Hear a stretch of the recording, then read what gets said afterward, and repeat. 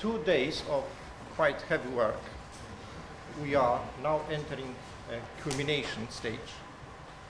And I have the pleasure and a great honor to welcome you to this plenary session, during which we will have all the privilege to listen to the keynote address.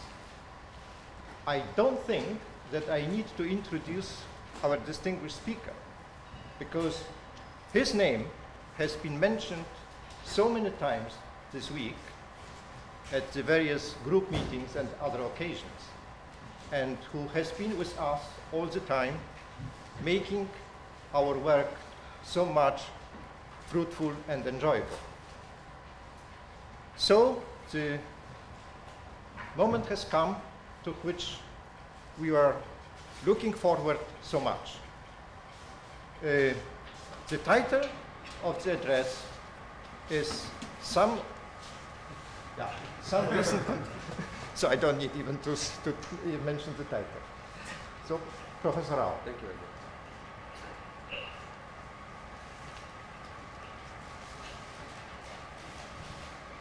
Thank you, Professor Caliński, for your kind introduction.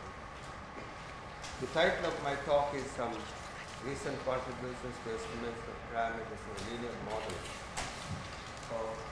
We have been discussing mostly estimation through least squares. This is the familiar univariate model.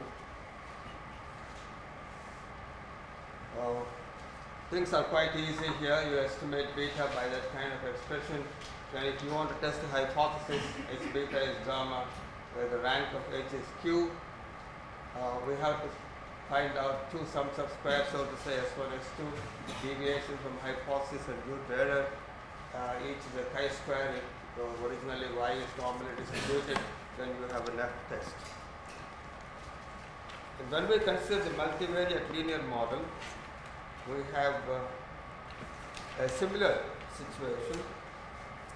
Here we have,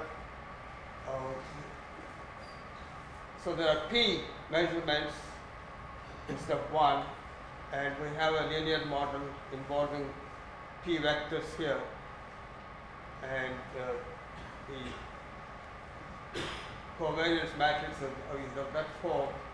Now the hypothesis is now considered in the form of the hypothesis on the first set of regression coefficients and the last set of regression coefficients. Simultaneously, you want to test this hypothesis. Because if you want to test only one part of it, you can do marginally by considering only the univariate, but we have now the opportunity to consider them simultaneously. Now in this case, we have a whole matrix representing the deviation from the hypothesis, which has a short distribution and a normal distribution, and similarly we have W2, which is error, and then we come up with the roots of this determinantal equation, and all test criteria are functions of these and the roots of the determinantal equation. Now I want to see whether we can implement this kind of program when we are using other methods of estimation like L1 and various other estimating functions. So I want to see exactly whether we can get this short kind of distribution in L1 situation.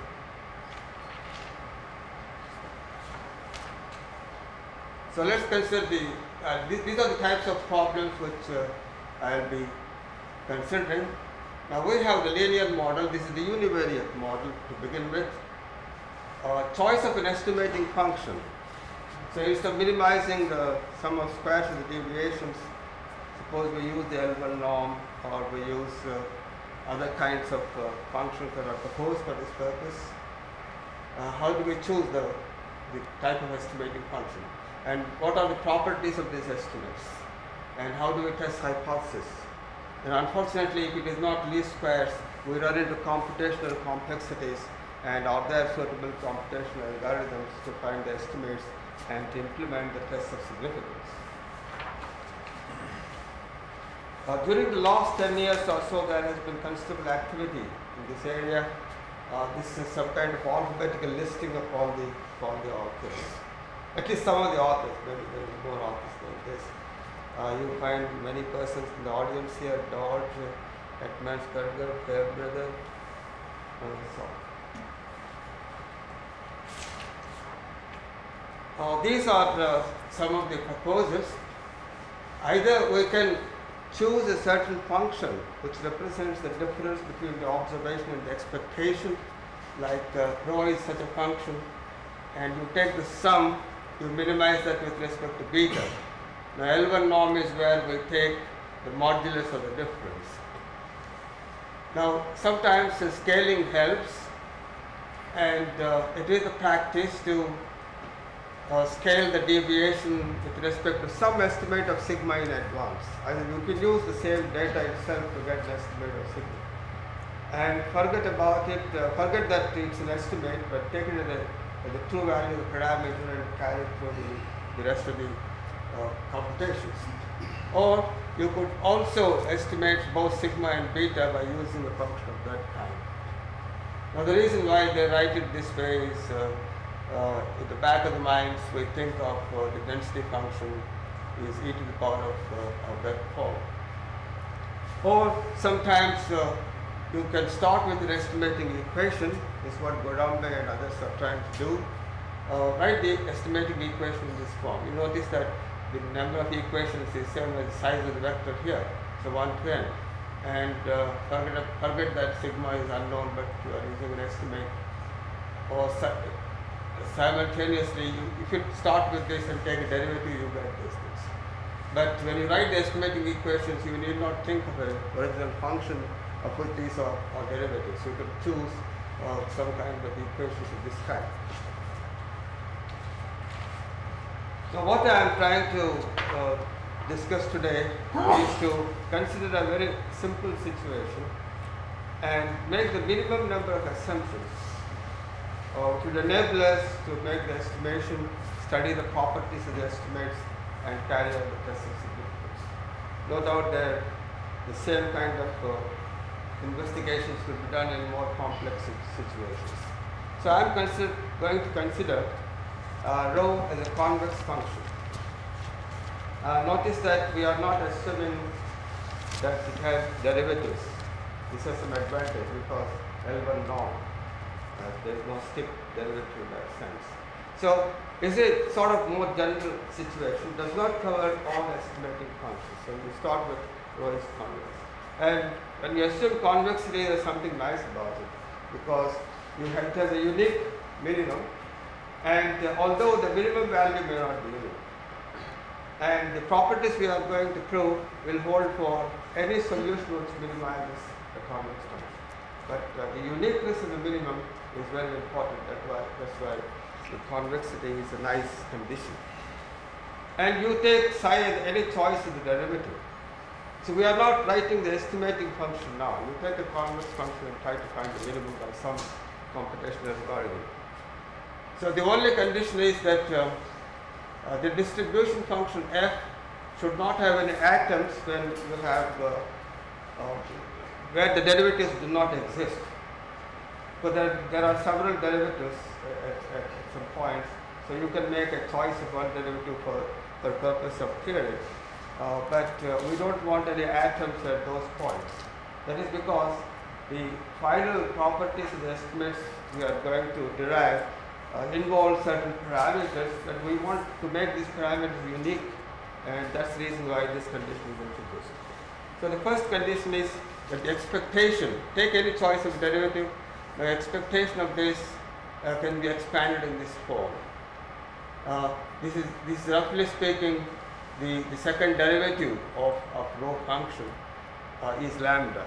Since I am not assuming derivatives, you make a condition of that kind. And this lambda is unique, whatever choice of psi you have, because of this condition over here. And this is some kind of smoothness condition which is probably generally satisfied. This is the expected value of the square of the derivative is sigma square. Now, so this is the square. If the first derivative exists for rho, it's the expected value of the square of the first derivative. And lambda is the expected value of the second derivative of rho.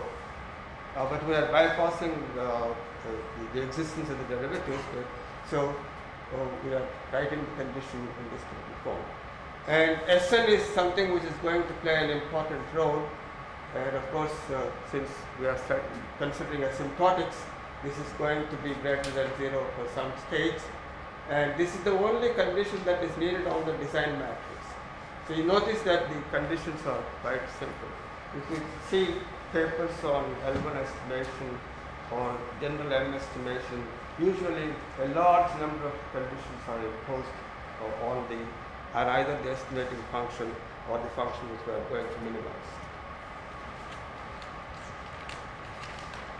Of course, all of you would know there are some examples. That's the L1 norm, where this is the sign of epsilon, and that is what is called Hubert's proposal, and this is the P norm, and so on. In this case, the derivatives exist if P is greater than 1, so you have explicit representation of lambda and sigma square. Otherwise, we have different kind of interpretation for lambda. Of course, this is a main theorem which is proved by everybody, but this is now proved under the minimum set of conditions that the asymptotic distribution normal. Notice that it involves the two parameters, sigma square and lambda square. That's the bad part of it. In order to study the properties, in order to apply this kind of estimation in practice, we must have some knowledge of lambda and sigma square. And this is the interpretation of lambda and sigma square, which I mentioned earlier. If rho is differentiable, lambda is nothing but the square of the second derivative, and this is it. And if you are considering a normal distribution of least squares, you will see that both are same. Of course, if you want test of hypothesis, now this is the univariate situation. So we could choose the likelihood ratio type statistic. So you simply imitate what we do in the case of least squares. So take the minimum of this subject to the hypothesis and take the minimum of this without any restriction on beta, and the log sample result is that 2 lambda by sigma square. If you standardize this by that, it has a chi-square distribution. This is noted by almost all the workers in the field. As an alternative, we could choose what is called the wall type statistic. Now this makes use of an estimate of the difference between the two, where beta is the unrestricted estimator, and you form the quadratic, you write down this quadratic form, and lambda square by sigma square, that's the standardizing factor, and it becomes a chi-square Q distribution. Now you can use either of these statistics, but it involves the nuisance parameters lambda and sigma. Notice that sigma square is the expected value of the derivative of any choice of derivative you make. So in principle, it can be estimated because y minus x beta hat is the estimate of the error, and you take the psi function of that, square it, and add, you get an estimate of sigma square. But to get an estimate of lambda is far more difficult. So how do we tackle that situation? There are several ways of getting over it. First is you make an extended model. That is, arbitrarily introduce a certain number of parameters here. We know they are all 0 because the model is only that. And this is as you do in the analysis of variance situation. This is the statistic, that is with restrictions minus without restrictions, that's the chi-square. And here is the test actually for testing whether delta is 0 or not. So we know delta is 0. So you divide this by this, you get the distribution asymptotically. So there is some amount of arbitrariness because I extended the model and then I know that delta is 0, therefore you can do that. So similarly, you can standardize the wall statistic. Notice that the numerator is the deviation from the hypothesis, and the denominator is deviation from the hypothesis, which we know is 0, and therefore you have a nice F distribution. Now there is another way of getting rid of the nuisance parameters. This is the likelihood ratio statistic T1, which has a chi-square distribution. Now under the null hypothesis, the expectation of that is Q, and that's a normalizing factor. You bring it over there, and this is the world statistic. So you compute either both the statistics. Now under the null hypothesis, the expected value is this. Then you have an estimate of lambda by dividing twice T1 divided by T2. So notice that I am estimating lambda under the null hypothesis. Now what is lambda when you are using L1 norm? It is the reciprocal of the density at the median value. And it is extremely difficult to estimate density unless you have a very, very large number of observations. And it's very sensitive to estimate. So I bypass that by taking just the ratio of these two, I get lambda. And of course sigma square is easy to estimate because the expected value is the square of the first derivative. And as soon as we know beta, we estimate beta, you get the estimate of the error. So you have an estimate of sigma square. So we can use this, substitute the estimate of lambda in any one of these statistics, either that or this.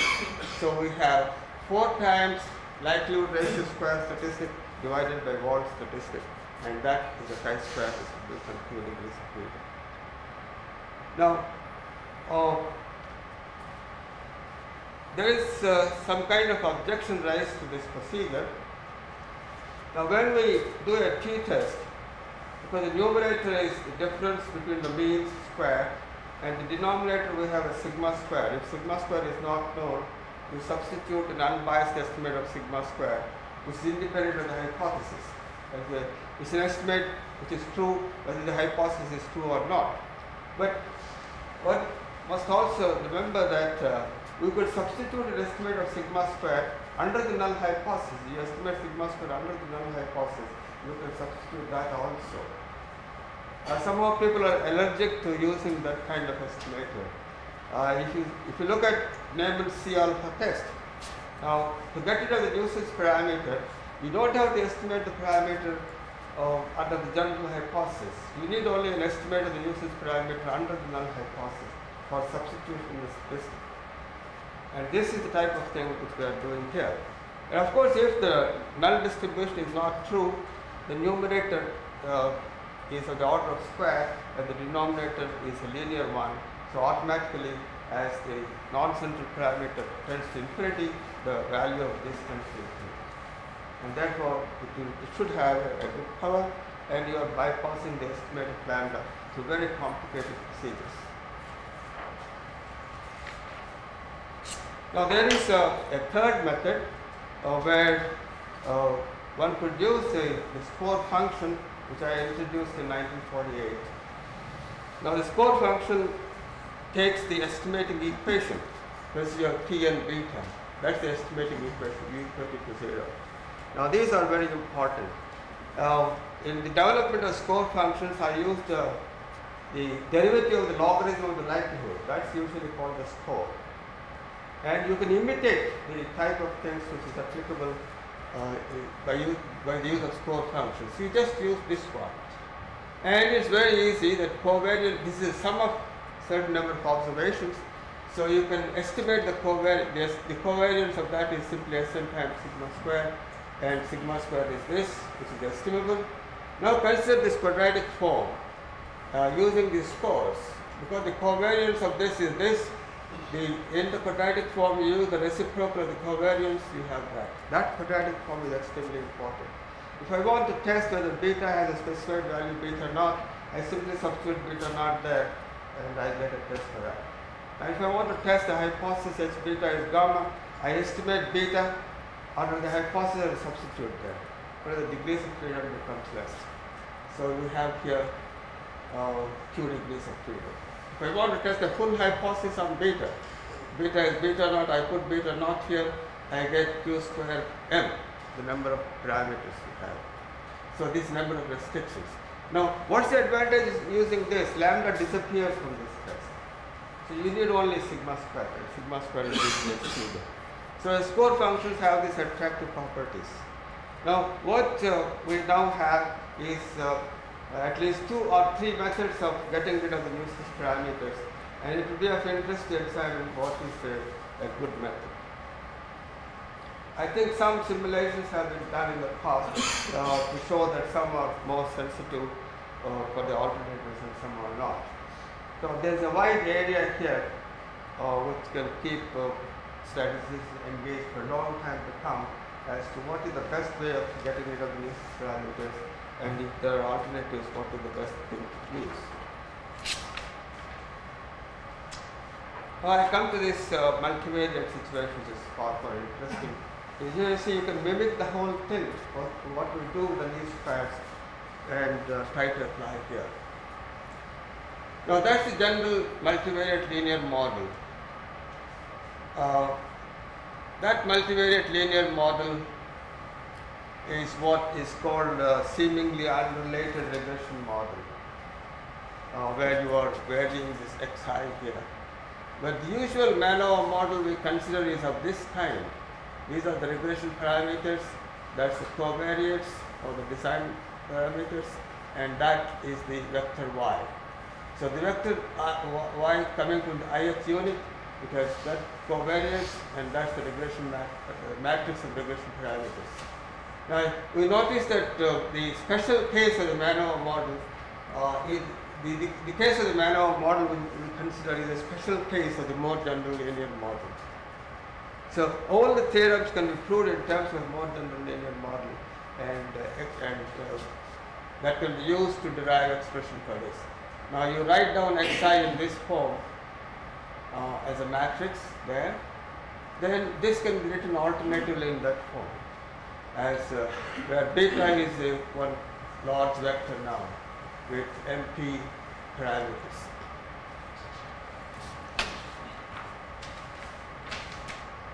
Now, as in the case of univariate problems, we could consider functions of this kind, yi minus xi prime beta, because you can write the multivariate regression model in that form with just one vector beta, which is the version of the matrix of the regression coefficients in the special case. Or we could estimate the covariance matrix of the error is V. You can make an estimate, that's an estimate of V obtained by some method, so we could minimize that. Or you could minimize a more general expression of this kind, V minus half. You minimize both with respect to beta and V. Well, the conditions are more or less similar. Rho is a convex function, which is positive if the argument is not zero.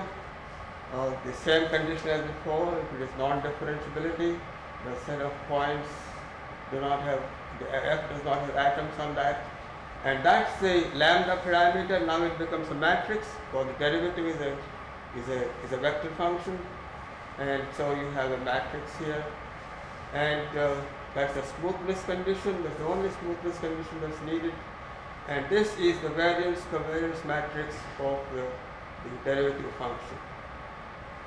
And that should be greater than 0, and this condition is same as before, that this tends to 0. Now the main theorem is the following. If you have an estimate of beta, notice that A is the corresponding lambda parameter in the univariate case. Now C is the sigma square parameter. Now it's the variance covariance matrix, and that is the matrix A. And if you consider these two matrices T and K, the general theorem is that T half K beta hat minus beta naught is 0. This is the distribution simultaneously of all the linear parameters included in a multivariate model, or in the MANOVA special case, it's a joint distribution of all the MP regression coefficients. Each component has M regression coefficients, so there are MP regression coefficients. So written in the form of a vector. So you have a joint distribution of all that in this form. So roughly speaking, beta hat minus beta 0, true value is approximately multivariate normal in the special case with mean 0 and covariance matrix. So now let's look at the special model. This is very interesting because you can get the sharp distribution and so on when you consider the MANOVA model. If you just consider this more general case, things are not so interesting. So this is our multivariate linear model, and the matrix beta is simply the matrix of the regression coefficients, and C is the variance covariance matrix of the derivatives, and Sn is that matrix obtained from the x prime x, and A is the matrix corresponding to lambda, so that's also the product, and we have this one.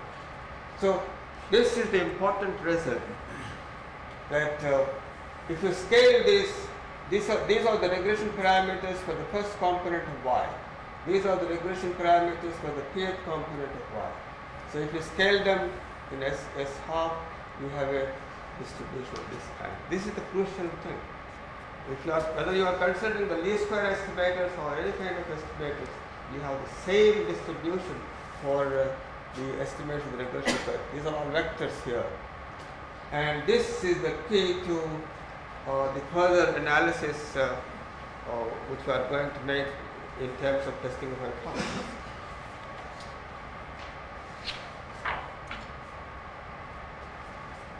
So now if you want to test simultaneously, notice that each one is has a Q hypothesis here. This is based upon the regression parameters belonging to the first component of y, and this is a pth component of y. So we now know the estimates of betas, so we substitute them there, and the variance covariance matrix of these estimates is, you define D like this.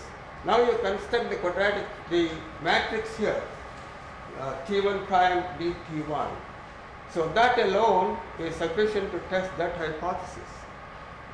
And this is sufficient to test the last hypothesis. And now you have the covariance terms between these deviations. So you have T1 prime DT2, T1 prime DT2. Now this matrix asymptotically has a Michaud distribution.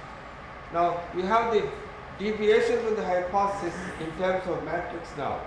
In the univariate case, we just had one simple sum of squares. Now we have the whole matrix, where the diagonal terms represent the sums of squares and then the sums of products here.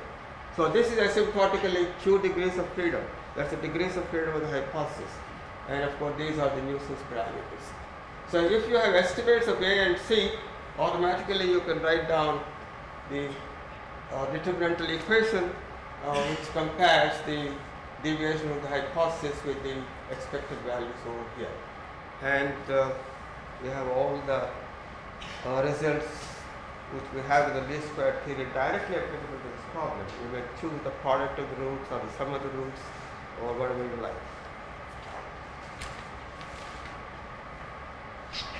We could do the same thing using the type of score statistics. Now this is the first derivative of the rho function in terms of the regression parameters of the first component. So that's a vector. And this is the derivative of the rho function in terms of the regression parameters of the pth component, the m regression coefficient. So that's the vector. So these are the scores now. And they're all sums of random variables. Consequently, the variance covariance matrix can be computed and it is of this form. So that it comes out as the product of sigma and Sn is the important thing. Same holds in the least square theory. The variance covariance matrix is of this kind. So sigma is the variance covariance matrix of this. Therefore, you can write down joint distribution of these vectors u1 into up. You notice that it is a very simple form. And because it is of that form, the joint distribution of these scores comes out. The matrix this U1, U2, UP are the scores corresponding to the vector parameters beta 1, beta 2, beta p. So you write down the variance covariance matrix estimated this way, and that has a result distribution 2 degrees of freedom asymptotically. And you need only know the sigma in this case. What is sigma? Sigma is the variance covariance matrix of these derivatives of vector derivatives of the row function. And since we have estimated the regression coefficients, you have an estimate of the residuals. You plug them in here, immediately you get an estimate of sigma. And therefore, one could carry out all kinds of tests based upon the roots of this determinantal equation. So we have GB and then lambda times sigma.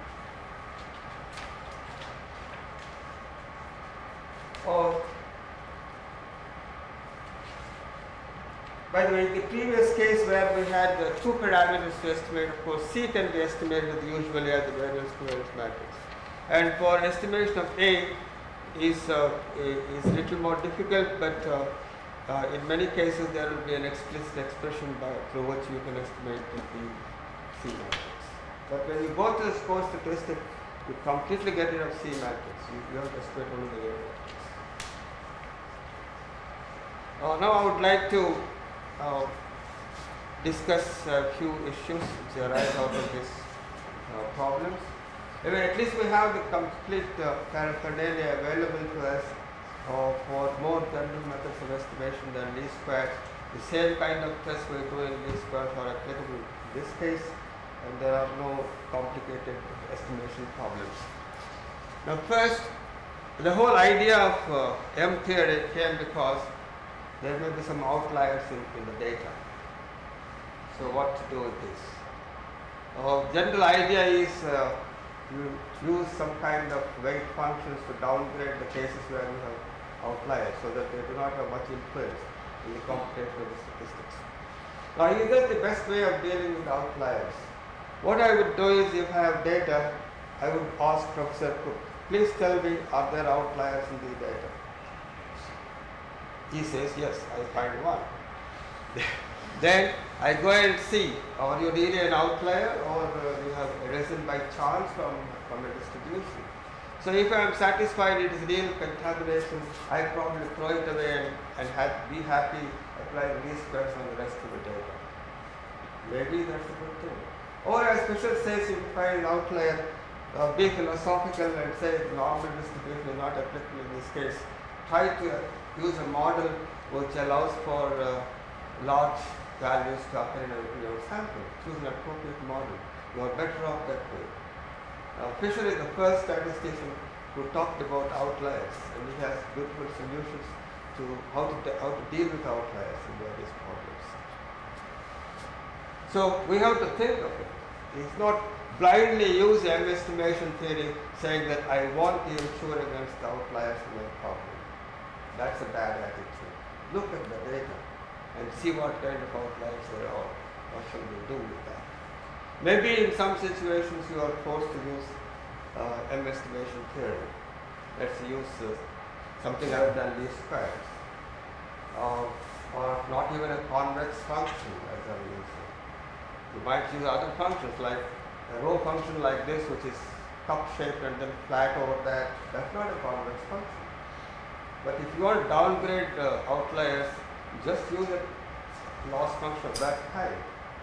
So whether we should do that or not depends upon on the type of data we have. And not blindly use some software using Huber function or L1 norm of Dodge and so on. That may not be the ideal solution. Now reduce the influence of large observations. M estimation is not the only method by which you reduce the influence of large observations. Maybe throw them away and do some nice estimation theory using least squares. Now if you want to reduce the influence of large observations, how are we going to choose an estimating function? I can give 100 estimating functions. What are we going to do? Now does the statistician, can he exercise a choice after looking at the data? Oh, I am going to use estimating function 25 or number 1 or number 10. I have tables for number 10, therefore I will use number 10. See, these are the various considerations to which we have not addressed ourselves. Then comes the choice of the test. I have given you 4 or 5 tests. Now what's the best thing to do? Some tests involve more nuisance parameters which are often difficult to estimate, some do not. And maybe because you are not estimating some nuisance parameters, you may be losing power. So these are the various things which we should consider. Now, when we have a MANOVA model, in the theory of when you have normal distribution, when we want to estimate the regression vector corresponding to the first response of y, you can consider it separately and estimate beta 1. If you want to estimate the beta 2 vector, you can consider observations only on the second response. So you can do marginally in the least square theory to estimate the regression coefficients. But when I use a function like rho of the deviation vector, then I'm using all the observations in order to estimate any regression vector I want. So in the normal theory of the least squares, to estimate the regression vector corresponding to the first component of y, the first measurement of y, you use only those measurements, but not the entire set of measurements. But in the M theory, somehow all the measurements come into the picture. But you have the option whether to estimate these regression coefficients marginally or globally, put all of them together as one function and try to minimize. Now, you can make a case for marginal minimization, because you may think that you have the option then of using different rho functions for different components of y. Say if I have data, bivariate data on head length and head breadth of human beings, and I want to find, say, the location parameter for head length and the location parameter for head breadth, or the mean values. I might use least squares for head length and L1 norm for head breadth, because the guy who was taking head breadth measurements, he didn't know how to do it properly, so he made some mistakes. So that opportunity is there. On the other hand, you can have a function which records the joint deviation of the head length and head breadth from the corresponding mean values. You have a compound loss function there. So you minimize it with respect to both the parameters. So you see, you have such nice choices which we are trying to lose simply because we are guided by some papers which are written on global minimization and maximization. Now, for instance, here is an example. If you have, these are the measurements on the first component, these are the measurements of the last component. Now, if I want to estimate, for instance, the median of each characteristic, so the median for head length, median for head breadth, and so on, I can do it in 2 ways. I can compute the individual medians, or I can minimize a function of that kind, where I have, I take this as a vector, and then mu as the unknown vector, the quantity you are estimating. You take the norm and take the sum. You get different answers if you do that. And sometimes you get better answers if you combine all of them together, like Steiner. See, you take a T-variate problem, find the medians for measurements on each characteristic. So those are marginal medians. Or you take a function which measures the deviation of the vector of the observations on all the p components from the true value. You make a function, minimize that, you get different answers. In some cases, it is shown that a combined estimation has introduced some kind of Steiner effect. So the entire location parameter vector gets better estimated by doing that. That is the marginals. But marginals have the advantage of that you can use different loss functions for the estimation of each parameter.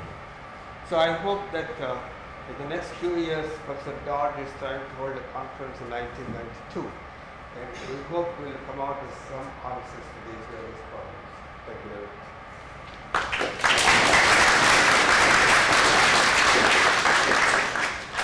Thank you, Professor, for your excellent address.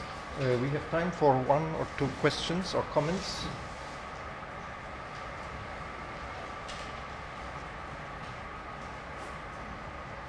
Yes, please.